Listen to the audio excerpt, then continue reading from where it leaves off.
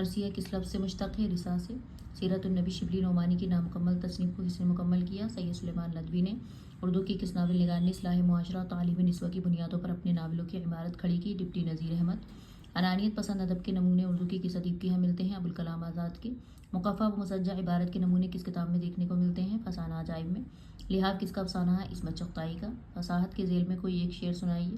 خاک خاک کی اوس اور بھی سبزہ ہرا ہوا، تھامو تیو سے دامن صحرا بھرا ہوا۔ بلاغت کے ذیل میں ایک شعر سنائیے۔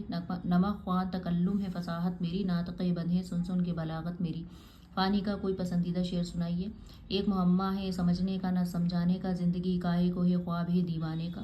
علی گڑھ تحریک کے بانی کون تھے؟ سر سید احمد۔ باغ و بہار کس نے لکھی؟ میر امن نے۔ کلیم کس ناول کا کردار ہے؟ توبۃ النصوح کا۔ گرم کوٹ کس کا افسانہ ہے؟ بیدی کا۔ سب کہاں کچھ لالا و گل میں نمایاں ہو گئیں، خاک میں کیا صورتیں ہوں گی کہ پنہاں ہو گئیں، یہ شعر غالب کا ہے۔